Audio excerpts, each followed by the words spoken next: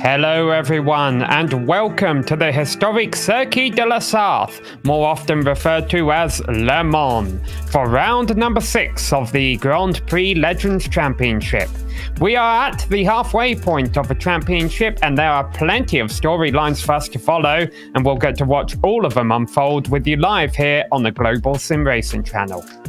Hi, I'm Samuel Ryman, and alongside me in the booth is Ryan Walker. Behind the scenes is our director, Sean Ambrose, and he is using camera sets provided by Dougie Beard. Every race is special, but some are a bit more special than others. I think at the top of the season, all of these drivers had a few rounds circled. Who can forget the season opener at the Nürburgring? Or what about the Oval in Michigan coming up in just a few weeks? Well, add to that list this bad boy here. Let's show you why the circuit is so special with our GSRC track guide.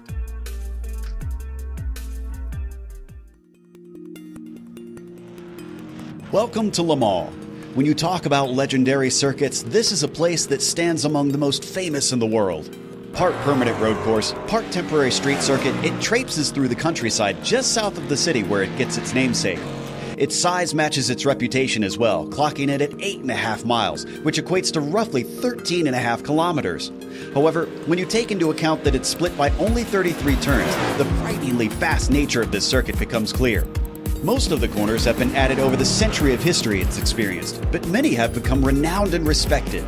The two turns at the opposite ends of the massively long Mulsanne Straight play equally important roles. Tertre Rouge requires a great exit in order to not lose massive amounts of time, while Mulsanne Corner takes bravery and precision in order to brake as late as possible and keep opponents from passing you on the way in. There's also hair-raising moments like the tricky entry to Indianapolis, or the close walls along the bridge section in the Porsche curves.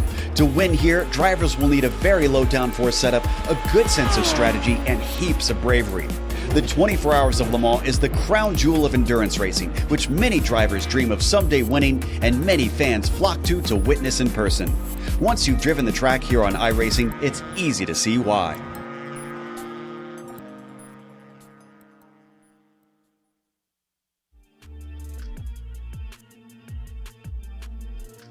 Well, a lot of clips of various sports cars navigating their way around the circuit, but of course today we're doing with the Lotus 49.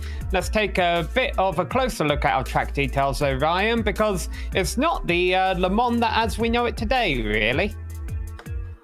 Yeah, it's not the Le Mans that people think or recognise from years gone by or years ago, but yeah, this fantastic Le Mans track first came about and was first built in 1923, and over the years the track was it's pretty much, it used to be one long straight when it comes to the Mulsanne Straight, but because of safety concerns, 2 chicanes were added in 1990 to help with safety concerns. So yeah, it went through some changes in the past, and it's still a really iconic track today, and it's 8.4 miles in length, or 13.5 kilometers if you prefer to use that.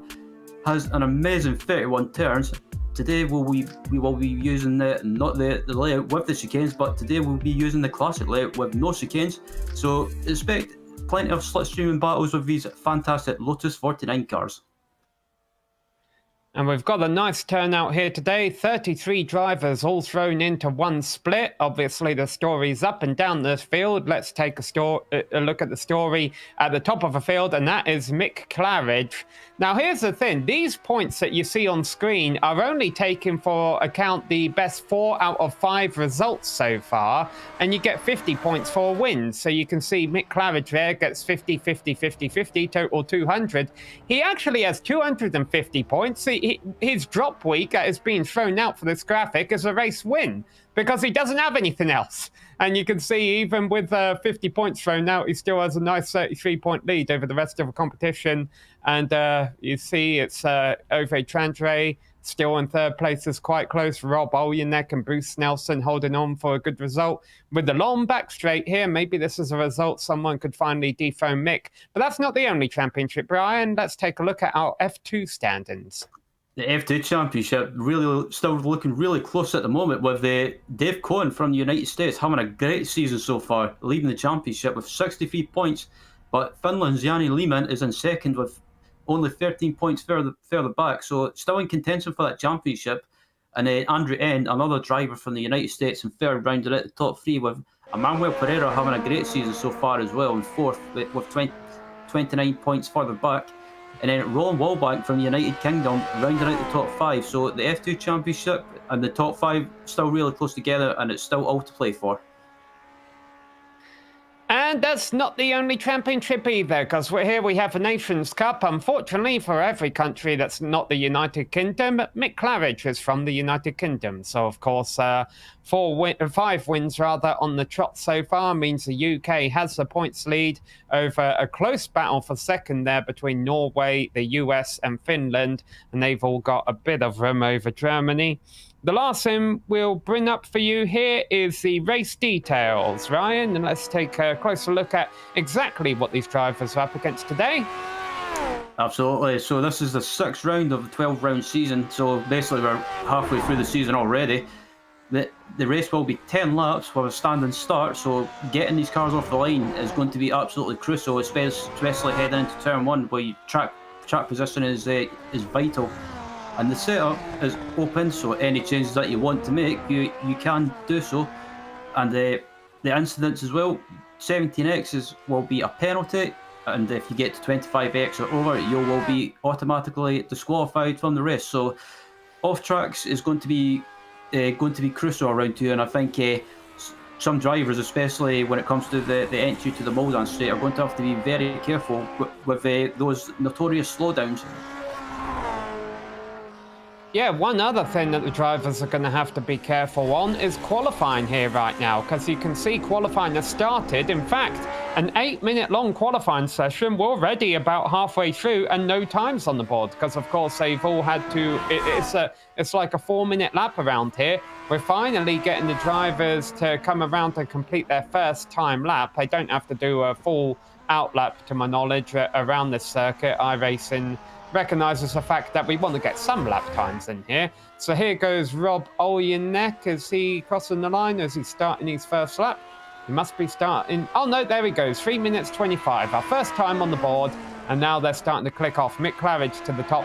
By the way, Mick Claridge does not have a number 1 car on his the number 1 on his car this week. That privilege goes to Michel Dudignon, who is here. And here you see the French driver working his way through the last complex of turns on his home track.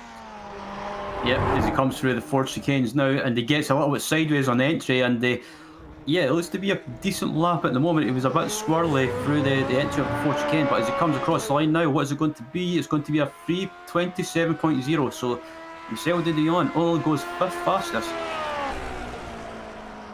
Yeah, Mick Claridge is currently working his way down the back straight, so I'm sure we'll get to see him put in a second time by the end of his session.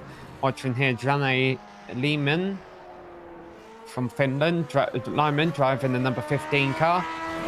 A few more coming around to finish their laps up here. But the thing that's making this qualifying session particularly tricky, Ryan, is as is the case with any qualifying session on iRacing, if you put a wheel off at any point during a lap, your lap time doesn't count. Well, you've got 31 turns to make sure you keep this very hard to drive car on the grey stuff. Yeah, absolutely. It's one of those tracks that it invites you to push and try and carry as much speed as possible on the exit of some of these corners, but it's all well and good doing that, but if you make a mistake on the exit, like on the entry to the Mulsanne straight, like I was talking about, you can get a slowdown, which can hinder you massively around here. As we ride on board with Rob Olyanek, currently on his 2nd lap at the moment, and he's sitting 2nd on the grid at the moment, so not a bad qualifying for Rob. And I think this just a feeling like what I was talking about before the broadcast, Sam. I think Mick Claridge, this race could be the one where his dominating run of form, if you like, could be stopped today. Yeah, and I'm sure if he does lose this race, he'll probably end up blaming me for being in the commentary booth. Don't worry, fans. I'm sure we'll have Peter back soon. So we're entering the last couple of minutes of qualifying here, watching Rob Olyanek work his way through the field. And I can tell you, I'm watching Mick Claridge on my screen, and he's pretty much at the same piece of racetrack. So they'll be clicking off their second lap times right about the same time. Here we ride on board the provisional pole sitter Mick Claridge, who is only sitting a tenth ahead of Rob Olyanek on the timing sheets right now, but it looks like they're both going to come around and complete their second lap. As they were going down the Mulsanne Straight, though, how fast do you think they were going in these highly aerodynamic and safe Lotus 49 cars down that back straight? 210 miles an hour. So you know, maybe the aerodynamics and the safety weren't there back in the 1950s, but they sure knew how to get a lot of top speed out of these machines. Yeah, absolutely. As Olyanek's coming up to the Ford chicanes now, he runs a little bit wide on the entry of the Porsche cars, but into the Ford chicane now, he gets the first part of it right. Can he get the second part of it right? It goes over the curb and just clips the curb and gets a good exit. What's it going to be? Is it going to be? It's a 325.5. So Rob Olyanek goes to the pole position. Very shortly lived though. Mick Claridge goes into the 24s. All right, we still have Michel Dudagnon coming around to complete his second time lap. He's going to have to pick up though 2.5 seconds to dethrone Claridge. Absolutely, as Dudagnon heads up to the Ford chicanes now, and it looks to be a nice smooth lap as well. He again gets the first part of the Ford chicane right. The second part is the one that you want to get right because it's critical to getting a good exit onto the home straight. What will Dudagnon do? Well, he does a 325.5. So Dudagnon up into the top three. And you got it right in time because the session is now over. Mick Claridge is your pole sitter ahead of Rob Olyanek. Michel Dudagnon will be starting from third position alongside Topi Kortenlemi. Pawlowski will be starting from 5th position ahead of Ove Trandre in 6th place. Chris Murakami will start 7th ahead of Antonio Reis. Xavier Sanchez will start from 9th ahead of Will McDonald. Yep, starting in 11th is Laus Dawson with Gary Teo alongside him in 12th. 13th is going to be John Olson, a great qualifying from him. 14th is going to be Colin Bentley with Finland's Janne Lehmann in 15th. Michael Greenziger in 16th. Steve O'Malley 17th. Matthew Maudsley 18th, Randy Hoff in 19th, and rounded at the 20 is Roland Wallbank. Andrew Weng, who sits third in the F2 points, will start 21st here ahead of Don Good. Andreas Bruno was the last driver to set a lap during qualifying. The drivers who didn't get a time in: Yuri Gilson, Robert Plumley, Michael Sullivan, Louis Tolan, Dave Cohen, Lorenz DePelt, John Sheehan, Cesar Pichot, Robert Reynolds and Trent Bousset. I don't normally cover these series, guys, so apologies for all of the names I'm going to butcher during this broadcast. And you can see some drivers there starting right in the middle of a chicane, so they're definitely going to have a challenge towards the middle and the back of the field, getting up to speed on a standing start here. Yep, absolutely, as everyone's on the grid now by the looks of it, and we're just about to get underway. Yeah, got another 30 seconds for the cars to grid up. I wouldn't be surprised if we have a couple of cars opt to start from the pits here. It's 10 laps. It's a long race around here at Le Mans. I think you do want to qualify well if you want to fight for the win, because if there's any trouble in the middle of a field, that's really going to hold you up. That being said, though, I think even if you've qualified third or fourth here, you might be able to get the lead down the back straight. The lights are up. And the lights are off and away they go. And here we go for 10 laps at Le Mans. Mick Claridge leading them away, and he's gotten off to a good start. The front two are side by side. They're almost 4 wide, about 6th place on back. But here they come into the first series of corners. Let's see who comes out ahead. Mick Claridge was able to keep on track. We've got one car off in the gravel on the inside. That might create some incidences. Yeah, we got some drivers running off around 10th place, but up front, it's Mick Claridge leading them down through the S's. Yep, coming through the Dunlop S's now, and Mick Claridge, like you say, had a great start so far, but I think as soon as he gets onto the Mulsanne Straight, and especially with no chicanes as well, I think he's going to be pretty much swamped by the pack behind him with the slipstream effect. But at the moment, though, they head onto the Mulsanne Straight with Claridge first, Olyanek second, Dudagnon third, Topi Kortenlemi in 4th, and yeah, just look at the swarm of cars coming down the Mulsanne Straight, and what a wonderful camera view as well. It's just a shame that Peter McKay is not here to see this, because he would be in his element. Yeah, well, here we go in his element right now is Rob Olyanek. He's using that slipstream you're talking about. Now, the thing is, can you make your move too early here? Has he done it too early? Can Mick Claridge now get his slipstream and pass him by the time they get to Mulsanne at the end of this the long back straight? You see third and fourth also running side by side, and here he goes. Mick is retaking the lead. And they're coming right up now to the right-hand kink, which signals, hey, eventually there's a turn going to be coming up here. A bit of dust kicked up. Here we go. They're going to go 3 wide. Down to the inside now comes Tortendemi. Into the braking zone. Have to slow these cars down very early with these 1950s style brakes. The top 6 cars all together as they work their way down to Indianapolis. We've got some tyre smoke at the back there, and Claridge was trying to come back on Topi. Yeah, he's got a great run in Topi, and he's got the run heading down to Indianapolis. Can he get the move done up the inside? I think Topi just decided to back out of that slightly, and they let him go. But heading down to Indianapolis now, and yeah, probably one of the trickiest sections to brake for this car, because these cars are so twitchy, and if you brake too hard, it can snap you and punish you. But as I head down to Arnaz now, and McLaren's still in the lead, and look at this pack of cars they're battling for the lead, and they're only on lap 1. So Ove Trandre has been one of our bigger movers at the front side of the field so far. He started in 6th place and he's moved up into 4th position as part of his 5-car pack battling for the race lead right now. Remember, this is a 10-lap race, so a long way to go, but the top 5 have definitely broken away from 6th on back, which is being led by Reese, and a bit of a connection issue there for the car in second. Yep, it's come through the Porsche curves now, and probably one of my favourite sections on the track as well, just because it's so difficult to get right. But look at this pack of cars battling for the lead. This pack is pretty much pulled away from the rest of the field already. And as they approach the pit straight, I see one car sitting in the pits. That's the number 25 of John Sheehan. I'm sure he's not the only driver who's been involved in an incident so far, but currently he's the only car sitting in the pits for damage. And he'll be hearing right now a bunch of high-powered race cars go by on the front straight as the top 5 to go across to complete lap number 1. Claridge, Tortonemi, Olyanek, Trandre and Pawlowski. Yep, as they head into the Dunlop chicane now, and as we ride on board of Roman Pawlowski, heading up through the Dunlop S's now, and just look at that sunset as well. There's nothing more iconic than a sunset around Le Mans, especially in the real life, the 24 hours of Le Mans. But riding on board with Pawlowski, heading through the S's now, and heading up to the run to the Mulsanne straight, and it's just so difficult to get this section right, because you want to carry so much speed, as Pawlowski just runs a little bit wide, but manages to get away with it. And I think if I'm Pawlowski, you want to just kind of just hang with this pack and see how it pans out. Well, correction there, that's the east side of the circuit. That is actually a sunrise, 7 a.m. in the morning, virtual standard time. As here we go, the number 4 of Topi, Portanemi, taking back the lead.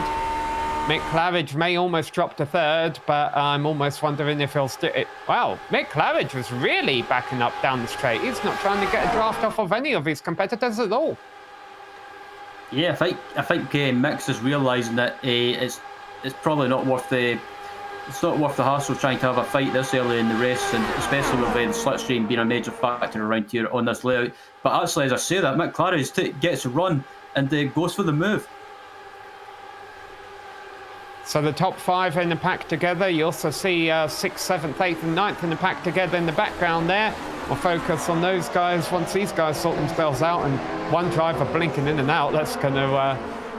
that's Topi blinking in and out. That might create a bit of a headache for his competitors. Michel Dudagnon is leading that second pack in 6th position. As a matter of fact, he's actually broken out a little bit, but he's still within striking range, still within drafting range from all the cars behind. There you see Chris Murakami, Gary Teal, and other drivers behind him. I think about 8 cars in shot there, so this is from 6th to down to about 13th. Absolutely, as they head through Indianapolis now, and a big swamp of cars in this pack. And Chris Murakami, he's been having a good consistent season so far. He's not been up at the front challenging for wins or podiums most of the time, but on his day he's more than capable of finishing in the top 10 and getting a good result. So having another great run at the moment is Marikami, currently down in 7th. 7th place out of 33, not too bad. The only car I still see in the pits is John Sheehan. It looks like all of the other cars are still on the circuit.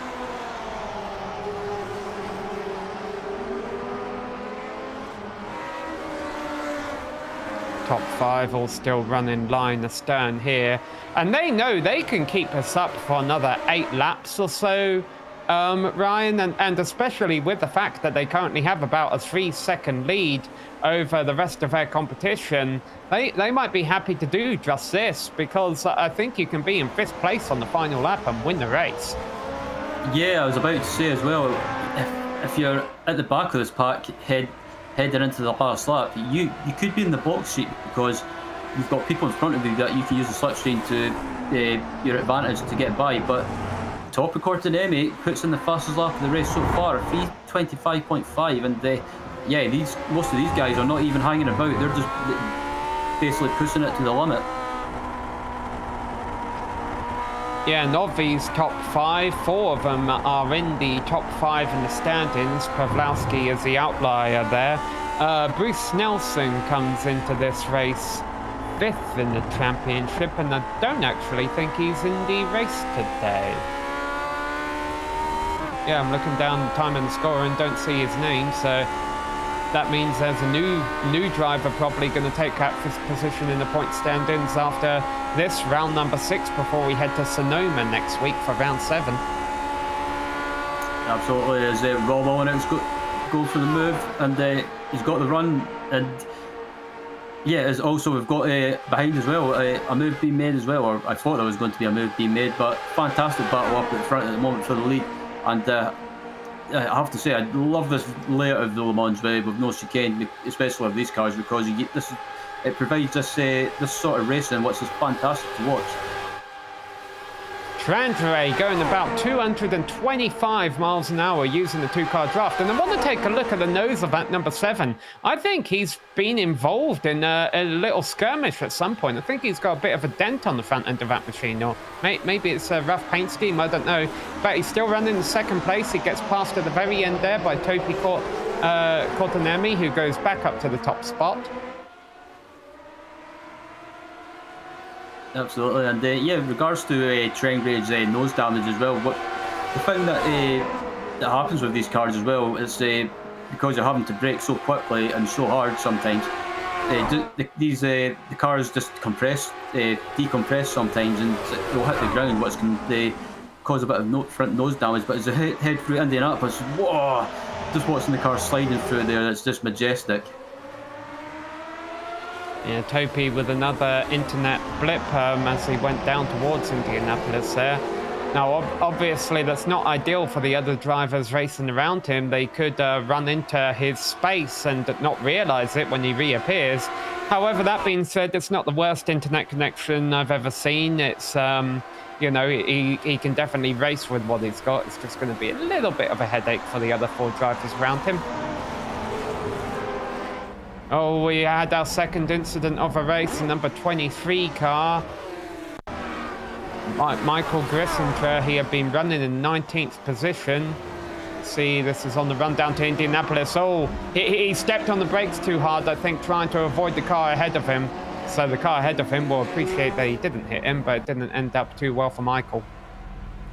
Yeah, and that's the thing with these cars as well. Like I was mentioning, that if you brake hard with these cars, or brake too hard, that the car can just snap on you and spit you into the wall, or spin you around, as Michael just found out. But back up at the front still, this battle for the lead just won't settle down. These guys have been going at it since the start, and as well, Mick Claridge puts in the fastest lap of the race. So again, these guys are pretty much giving it the full beans.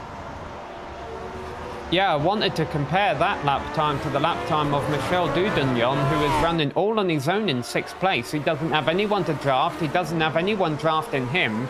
He's running all on his own, and he's only able to pick off 3:26s right now. So he is losing time to the pack of 5 up front.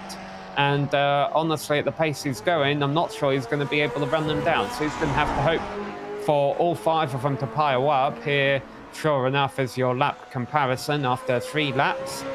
Given just how long this lap is, we haven't been able to fill out the whole graphic yet. But right now, Michel Dudignon will be hoping for a 5-car pile up on the final lap. Oh dear, I'm saying nothing. I wouldn't wish that on anyone, but yeah, these guys are still pretty much close together. And again, they're coming down the Mulsanne straight, and moves are being made, and they're going too wide. Will we see 3 wide? Oh, I thought they were going to go 3 wide, but it looks like Mick Claridge back to the lead.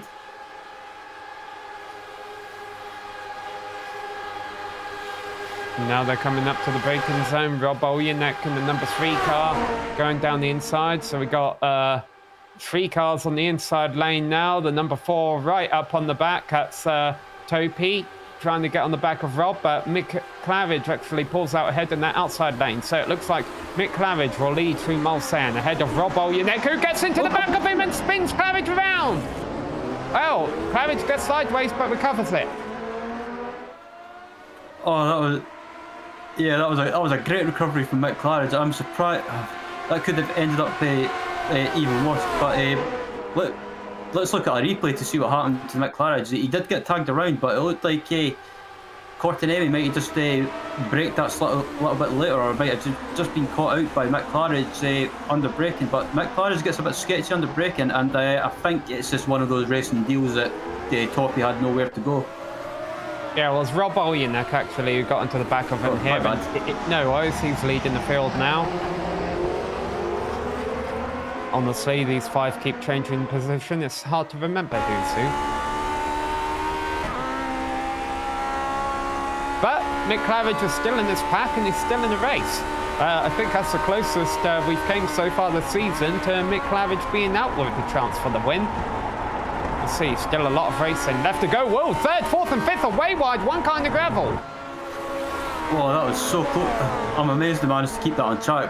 The entry of the Porsche curves is so difficult to get right. If you miss the entry ever so slightly, you'll run wide. And yeah, I'm amazed that they never went off on that dirty part of the track and ended up spinning or even hitting the wall. But amazingly, Mick Claridge, even though they had that contact, he's still in this pack and the battle for the lead. If someone's spun. Pawlowski. And he's into the wall. Pawlowski was the driver who had that moment just a moment ago.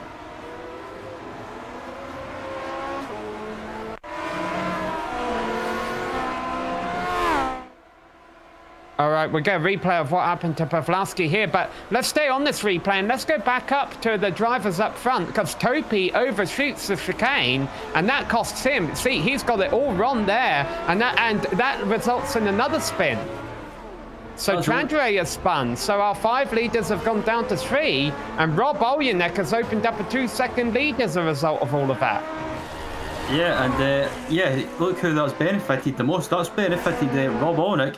He's got a massive lead at the moment, and everyone's scrapping amongst themselves. He's took advantage of that, built up a gap, and also the battle for second between Topi and Mick Claridge is going on at the moment. And I think if these guys keep scrapping away with each other, that's going to allow Rob Olyanek just to pull away, build up that gap. And I don't want to jinx it. Maybe Rob Olyanek might be in the position to stop Claridge's domination of the season so far, as Cortinelli is going for the move and up into 2nd place.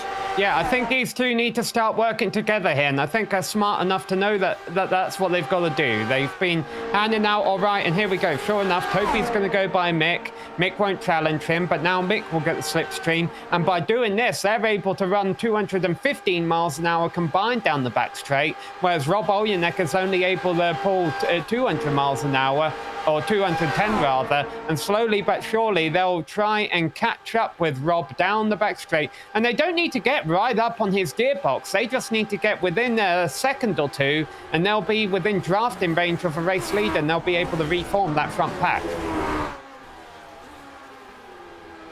Yeah, absolutely. The battle for P5 is going on at the moment as well. Still, we've got this big pack of cars further back in the field, and it looks like we've got just about to have a change of position. That looks like Gary Teal has made the move. Yeah, this is a bit scraffier racing going on between these drivers. They'll all be holding each other up, but they're in a little bit of a pack of their own. So Trandre and Pawlowski have both disconnected from the session, so the two drivers we saw go off at the end of last lap are both out of a race, and hopefully none of these drivers are about to join them because it's getting quite crowded as they come down into Indianapolis. Someone's off! Joining them. Chris Murakami started this lap in 7th position. He's going to finish this lap in the garage. Yeah, and I was just saying earlier, he was having a fantastic race, and yeah, it looks like I put the curse on him, but he seemed to slow down. He seemed to slow down all of a sudden, like real early before. But just about to look at the replay again, and oh, sorry, my bad. My apologies to the director. I was getting muddled up there, but back up at the front, it's still Rob Allenock leading this race, and Claridge and Cortinemi are not closing as much as I thought they would.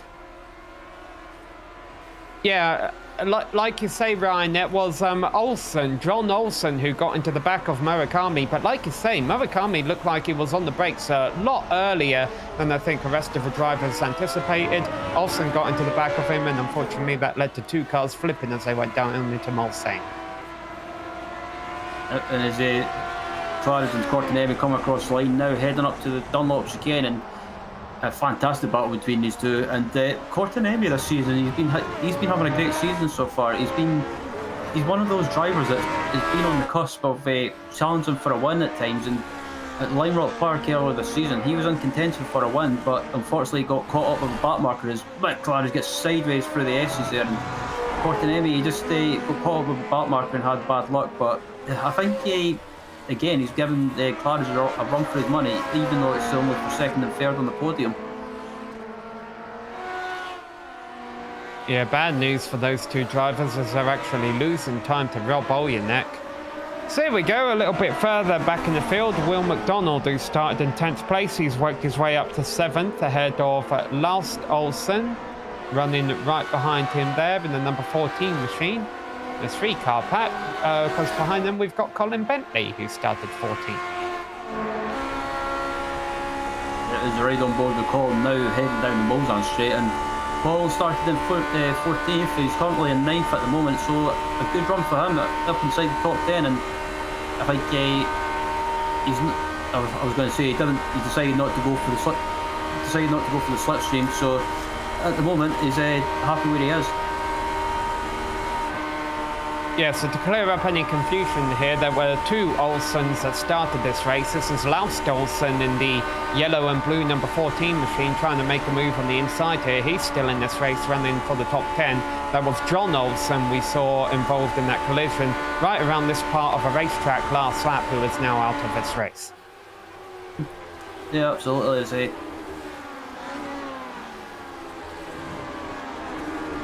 Going down the gears, a big lock up on the inside. But they all get through it. Yep, and yeah, they all managed to survive there, and yeah, that's one of the trickiest corners to get right as well, because all of a sudden you're braking really hard, and sometimes it's easy to lock up as well. But at the moment, these guys are keeping it clean, and Laust Olsen is a name that we recognise from not just the Grand Prix Legends series, but also from time to time races in the Camel GT series as well, which is broadcast on a Saturday afternoon at 5 o'clock UK time. 6 o'clock UK time, sorry, my bad. I should know that. Yeah, well, we've got Camel GT coming up in just a few hours here, as you mentioned, here on the Global Sim Racing channel. We'll have a full rundown of other races coming up at the end of this broadcast, so stick around for that. These guys will be back in action next week at Sonoma, a much twistier course. Alright, let's go a little bit further in the pack here, back in the pack, because we've spent most of our time looking at the top 10 in today's race, but we've got good battles all the way through. So we're looking at Hugh in 15th place, and Wallbank in 16th, and Modali in 17th position. Maudsley, my apologies.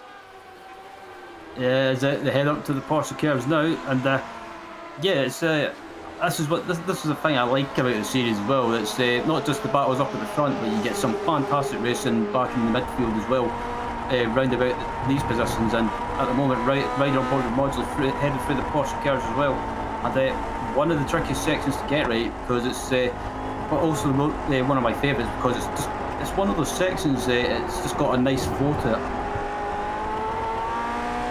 Biggest move in today's race, by the way, is a little bit ahead of his pack. That's the number 22 of Dave Cohen.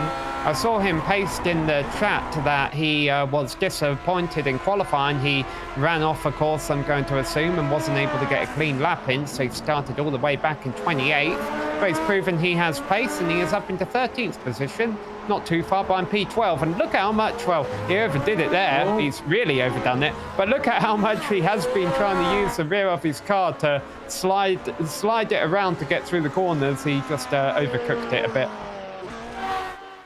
There's a battle again up at the front between the McLarens and Topi Cortinemi is still going on at the moment, and again they haven't been able to close that gap down to Rob Olnick. So Rob Olnick is pretty much just needs to keep it clean, get it to the finish, but you never know if he makes a mistake, especially if he gets a slowdown. Claridge and Cortinemi will be on him in an instant.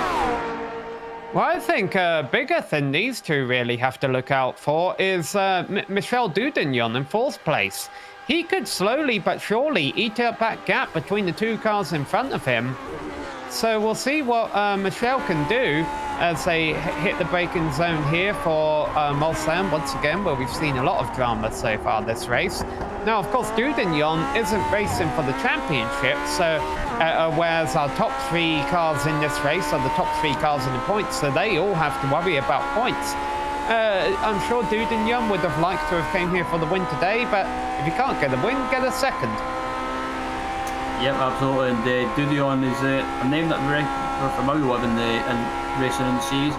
And at the moment, he's not all by himself, but as you can see in front of him there, you're like you say, Sam, he's not too far behind this battle for 2nd and 3rd place. So if these two guys get caught up, he'll be there to pick up a couple of positions.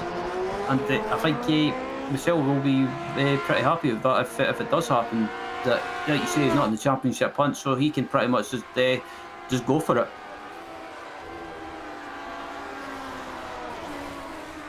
Yeah, so right now, Oljanek in 1st and Dudagnon in 4th are really the only 2 cars in the top 10 running on their own. We got Mick Claridge and Cortinemi battling for 2nd and 3rd. We got Reese and Till battling for 5th and 6th. We have Olsen, Bentley and McDonald battling for 7th, 8th and 9th. And then 2 drivers we haven't mentioned yet today, Xavier Sanchez and Jen Lehman are battling for 10th and 11th. Yep, absolutely. There's a ride on board with Gary Teal at the moment, currently in 6th position after starting in 12th. And I think Gary Teal's maybe just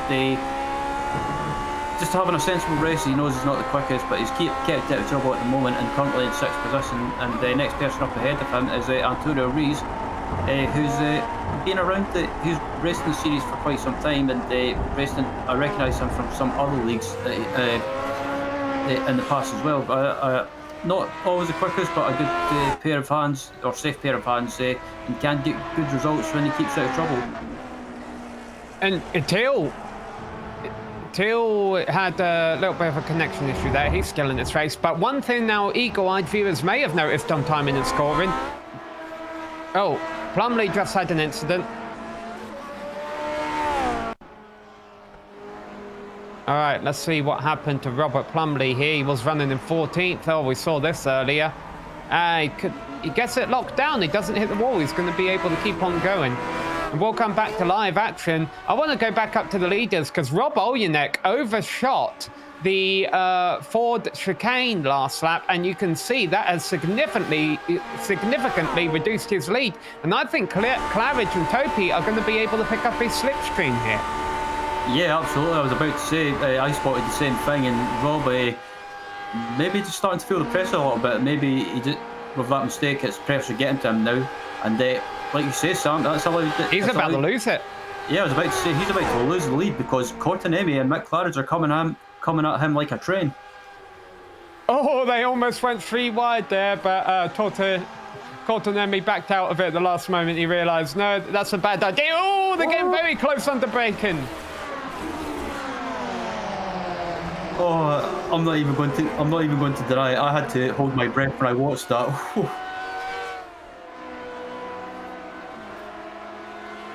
I said these are the 3 points leaders. That's not correct. They're 3 of the 4 points leaders. Olyanek was third in the points. Sorry, so here we go. Anyway, we'll get to more of that right in a moment. We got a great battling going on here for the time being. Change for second place. So Mick Claridge leads this race once again.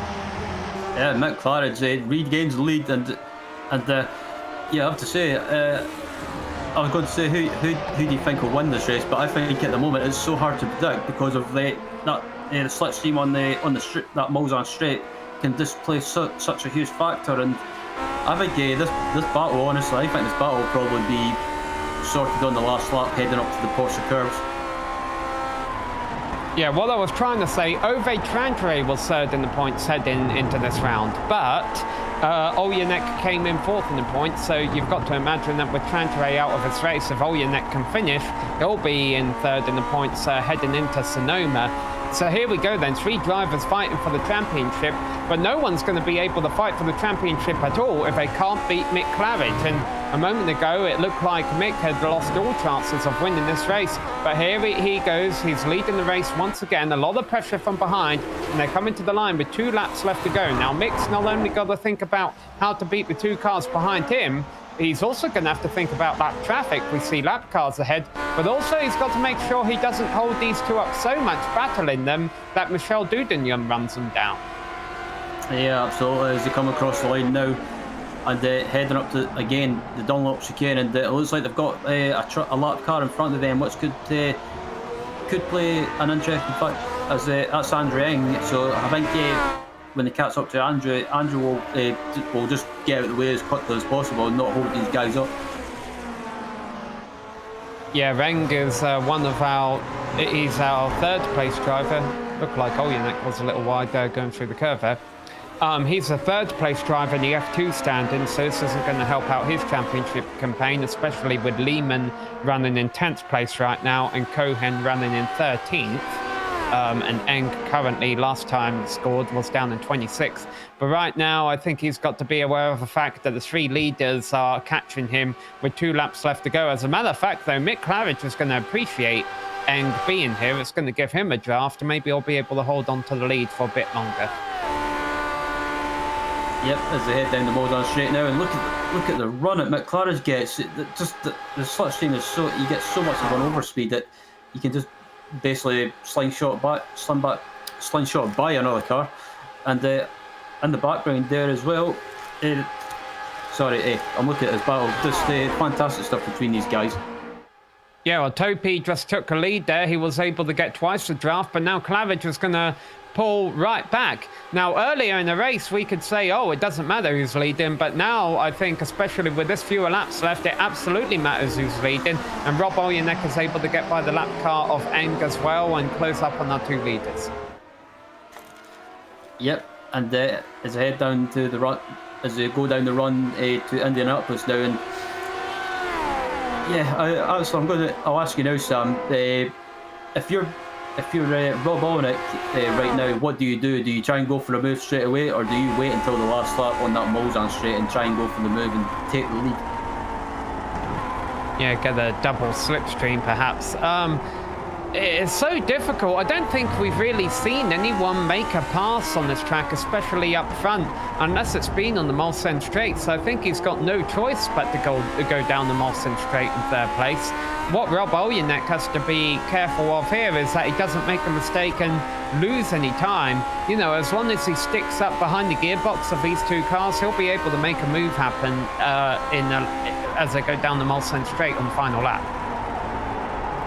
Absolutely, as they head through the Porsche curves now, and I think Mick Claridge, I think him being in the lead, I think he's in a disadvantage being in the lead, because Olyanek and Cortinemi can use that slipstream to slingshot themselves by, and I think Mick Claridge, I think he might, I don't know, it's just something to, I have a sneaky feeling that he might try and play a tactical game heading on to that Mulsanne straight and maybe deliberately try and let both of them by. Now, they do have a lapped car of Robert Reynolds coming up, and Robert is going very slow right now. I don't know if he's carrying damage. But they'll catch him, I think, before they get to the Mulsanne Straight, so they've got to make sure they don't get held up too badly by him. As we start the final lap, 3 cars fighting for the win. Mick Claridge, fastest lap.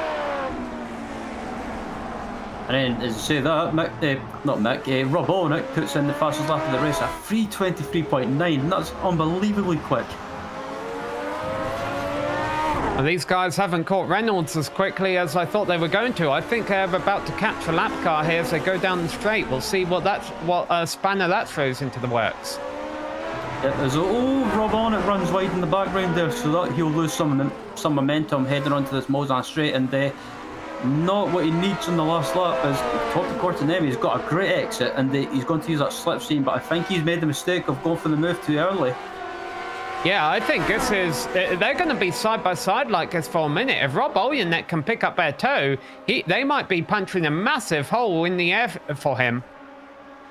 Now remember, the race might not be over when they come to the end of the Mulsanne Straight. There's a passing opportunity on the way down to Indianapolis too.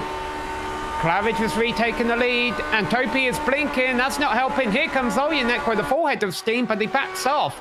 He's going to hold station in 3rd position right now. Yeah, I think that's sensible from Rob, as Topi has his internet issue again, but I think Rob's doing the sensible thing. He's just kind of hanging in that draft, waiting for an opportunity to go for the move. And I think down this section here, I think he's going to go free. They might go free wide now, but no, Rob Olenek still stays behind. So I think you could be correct, Sam. I think you might try and go for it on that run up to Indianapolis. All right, who's going to lead here, and what's the lap car of Robert Reynolds going to do? It's Mick Claridge leading right now. Reynolds is pulling off a racing line. Oh no, he's going again.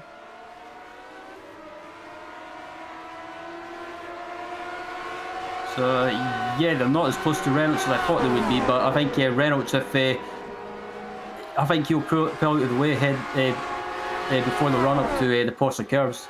Actually, he's pulling off now. Yeah, not the place I would have chose to do it. Mick Claridge almost gets rear-ended there. Rob Olenek is out on the blue paint.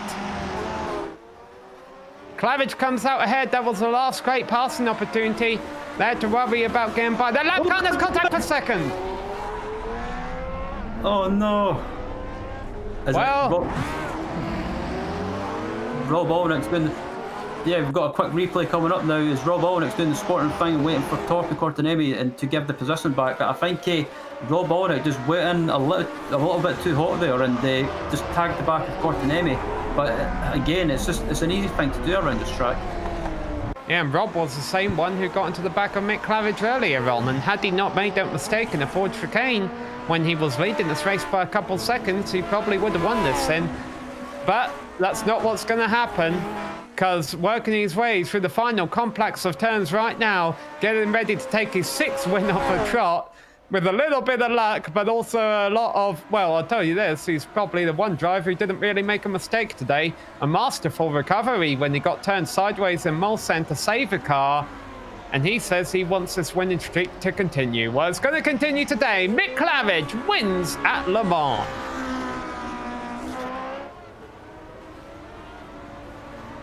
Dudin, yeah, he snuck by all that last lap carnage to get second. Yeah.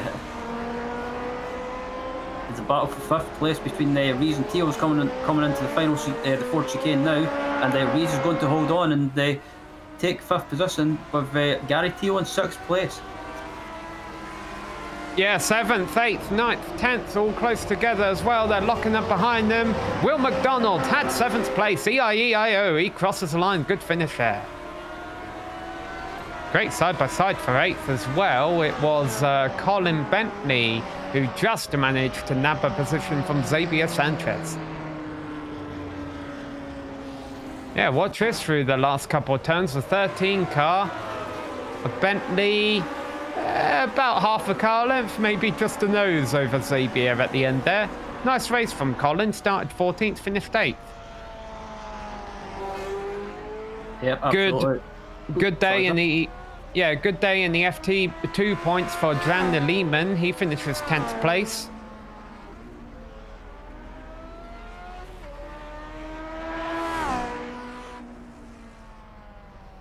Well, that was an exciting one. It's if you looked at it on paper, you would say it was almost a predictable result. But I think a lot of us had our doubts on Mick Claridge getting it done today. But here he is, a race winner at Le Mans. We'll have a chance to talk to him and other top finishers here, as well as a full race rundown when we come back.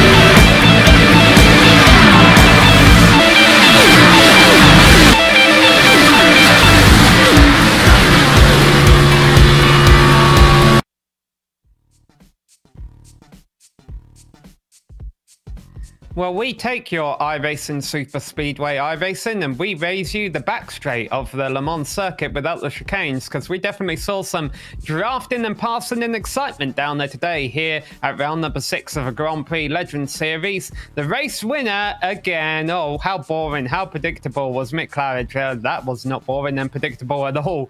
It was a great race and a well-deserved victory. Michel Dudignon snuck by a couple of spinning cars on the final lap. I said 5 of them would have to wreck for him to win. 4 of them wrecked and he comes home in second place. Toby Cotonemi, whose name I eventually pronounced correctly, comes home in third place ahead of Rob Olyanek, so good points days for them. Unfortunately, they would have liked to have made the ground up on Mick Claridge, but were unable to do so. Antonio Rees won the best of arrest battle, really, after the top 5 broke away early on. He comes home in 5th place ahead of Gary Till. Will McDonald, the number 18 car, comes home in 7th position ahead of Colin Bentley and Xavier Sanchez, and the driver who entered this race second in the F2 standings, John Lehman, he finishes in 10th position. Finishing in 11th was Laust Olsen with Yuri Geisen in 12th. 13th was Dave Cohen, Randy Huff in 14th, and in 15th was Robert Plumley, 16th was Roland Wallbank, with 17th going to Louis Tolan. 18th was Andreas Bruno with Steve O'Malley in 19th, and rounding out the top 20 was Cesare Piccolo. Yeah, Steve O'Malley, the only one on that page to finish worse than he started. So all of those drivers had good days. These drivers, not so much. We start off with relatively good stories. Trent Broussais, 33rd to 21st, and Lorenz de Pelt, 29th to 22nd. Don Good came home the last car on the lead lap. I think he was actually involved in the crash on the final lap because his car's a little bit beat up in the pits. He gets 23rd. All the other cars lapped down. That means they had trouble here at Le Mans. That's Andrew Reng in 24th. Robert Reynolds, Matthew Molesley, John Sheehan, John Olsen, Chris Murakami, big story there, ahead of Michael Grissinger. Ove Trantere, massive points hit. This will definitely be a drop week for him in 31st, as well as Pawlowski, who was up there racing with the top 5 early on, and Michael Sullivan ranked last. Well, we don't actually have any drivers in for an interview right now, so we're still here for a couple of minutes, Ryan. We head to Sonoma next week, and it still remains that Mick Claridge is the driver to beat. Yeah, I was questioning if anyone could stop the run of Mick Claridge today, and I think the person that came closest to doing that was Rob Ulrich. But again, it's Mick Claridge. He's like a magician in a way. He just seems to be able to pull something out of the hat. Yeah, and it was nice seeing Michel Dudagnon come out here today. I know we didn't get to see him involved in as much racing as we would have liked, but still a good second place finish. And finally, we're able to get our drivers mic'd up. So let's bring our race winner in and talk to him. And here we go, Mick. It looked like a couple of moments it wasn't going to happen. It looked like your winning streak was finally going to come to an end. It didn't. You want to talk us through it? Yeah, I was thinking exactly the same thing, mate. I'll tell you. We had a net code hit, myself and Rob early on. Well, first of all, I saw Michel, falling off the lead. I don't know what happened to him at the start. I'll have to go back and watch that when we watch the broadcast race in a minute. But so I was looking at Michel and I was thinking, all right, 6 seconds back from Michel. That's him out of it, maybe. Because you never know with Michel. He's that good. And then, and then the lag hit with me and Rob, and I think I lost a bit of top speed. Our car just felt really sluggish when I got into 5th gear. And then we, basically got all the way around to the last lap, and you never want to be leading into Mulsanne corner in this car at this race. So I just thought, well, there's 3 of us in this battle, so it makes it pretty tough to work out what to do. And I noticed Bob was on... I'm going to hold you, Mick. Purely by coincidence, we have a slow motion replay of a little slide going on right now in the background. Right, okay. So, just bringing that to the attention of our viewers. So go ahead and continue. Yeah, so when we was on the last lap, I noticed Bob was 4.7 something seconds ahead of us. And I didn't think we'd catch him, not on the, not in the important parts of the race, on the track, on the lap. So he went down. I didn't even see him on the straight.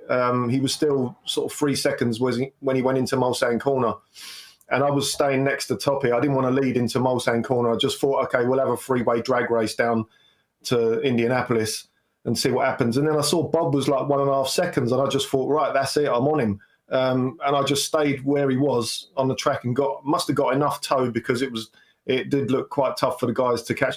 If Bob hadn't been there, it would have been a 3-wide down that straight, and it would have been insane. But yeah, mate, I don't know. I can't believe this. I can't believe I've won it, really, to be honest with you.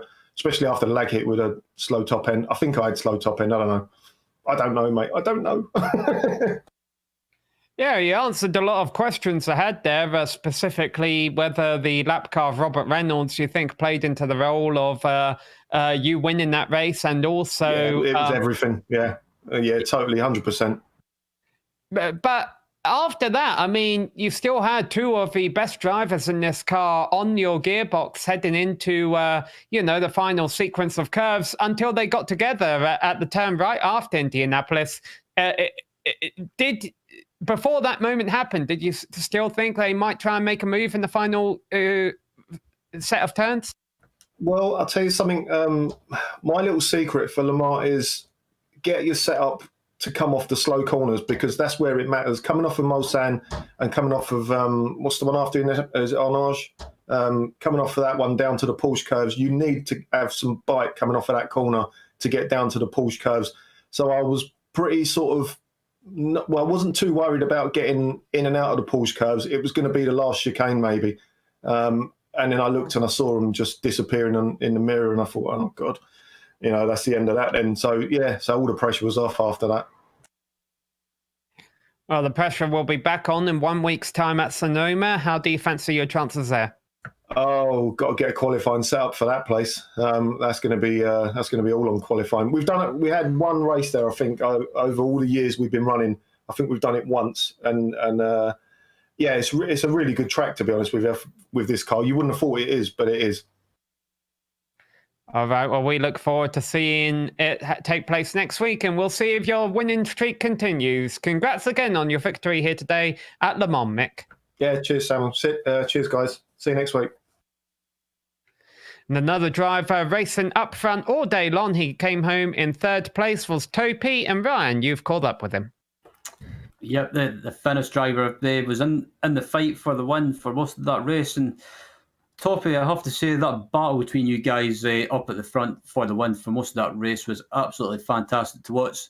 And how was that from your perspective? The last lap was crazy. I'm almost starting to regret helping Mick. We were slingshotting each other on Mulsanne, trying to catch Rob, and we finally catched him. And then it was time to come up with a strategy for the last lap. And I was planning to be second after exiting Mulsanne corner and make the last pass before Indianapolis, and I figured that Mick wanted to do the same. He was lifting next to me in Mulsanne, and Rob was almost like blocked behind us. I'm not sure did he do that intentionally, but we all wanted to be second after Mulsanne, I think, and the back row Bob happened to be in a perfect place. Blocked the pass before Indianapolis, and it was a win for Mick after that. Crazy race. You couldn't expect that to happen. Nobody of us did that. There was a back marker. We did everything right. There was nothing wrong with it, but crazy what happens in Le Mans, and this is my first race here, so lots of experience from this race. Yeah, you're talking about the slipstreaming and around this layout of Le Mans. What was your strategy for this race around this layout? Was if you were in a pack, was it try and go for a move straight away, or is it just wait until maybe halfway through the race and then start making moves? What was the strategy? I kind of like to push hard from the beginning, hoping that maybe somebody behind me or ahead of me would make a major mistake, which would drop him like over 2 seconds behind and losing the draft train. It didn't work. I should have known better that it doesn't work in this group that well. So I had to come up with the strategy for the last lap, and Mick and Rob had much more experience in that, but I don't know. Crazy last lap. Yeah, and that last lap with excuse me, that last lap with you and Rob, that incident, was it just a racing incident, or what's your view on it? I know. I thought that I might have one more chance if Mick makes a mistake before the Porsche course, but I think I braked too early there, to be honest. I got a bad exit from the left-hander there, and I was in second gear and was very slow. I should have braked much later. I wasn't carrying that much speed, but unfortunately, Rob didn't expect that, and we had a little contact, but it's partially my fault, I think. And lastly, looking ahead to Sonoma next week, how do you think you'll get on? Is it a track you've got much experience around? Not much. I might be missing that race. I'm so busy next weekend, so I might join the race, but with very little practice. Okay. Well, It's a fantastic track, and it should be a good race. But again, congratulations on third place, Toppy. It's not the win, but still, it's another podium finish to add to a good season for you so far. So, but yeah, hopefully we can see you in victory lane at some point. Yeah, I hope so too. Cheers, Toppy, and again, congratulations on third place. As that was third place, Toppy Cortinemi joining us, and Sam, I have to say that was an absolutely fantastic race. There was incidents, shocks. This race pretty much had everything. Yeah, you can definitely hear Toby's disappointment there and not being able to bring home the win today, especially not being at Sonoma next week. Things are really looking in Mick Claridge's favour right now, but we definitely have some exciting races coming up, including Sonoma in a week. And don't forget, in 3 weeks' time, these drivers will be at an oval. Who knows what can happen there? Although, knowing Mick Claridge's luck, he'll probably be last starting the final lap and win the thing by avoiding a wreck. Who knows? You're going to have to tune in and find out. It's definitely a well-earned victory by Mick Claridge today. Great car control when he got sideways there from the bump from Rob Oljanek. He didn't give up. He kept it in that third place draft when Oljanek made a mistake there in the closing laps. He was there to capitalise and bring home his 6th win in 6 races this season. We would like to thank all of the organisers and competitors in Grand Prix Legends for coming out this morning and putting on a great show. Additional thanks goes out to the companies that provide the software and hardware for our broadcasts, and there you can see those listed on your screen. Also, thanks to June Lalonde, who provides us with our music. See the screen for how to get a hold of more of her great work. Thanks to the team today, Ryan, Sean and Dougie. If you'd like to find out more about GSRC, including upcoming races, you can find it at globalsimracingchannel.com, or you can check us out on Twitter at GSR Channel, Facebook at Global Sim Racing Channel, or Instagram at GSRC_Gram. We're not on TikTok yet, huh? Okay. All right, and join us live again this time next week for round number 7 at Sonoma. All of our other upcoming races for our other series are listed on your screen, so be sure to check those out, mark them down on your calendar, and don't miss another second of exciting racing action. But until next time, race clean, race hard, and we'll see you on the track.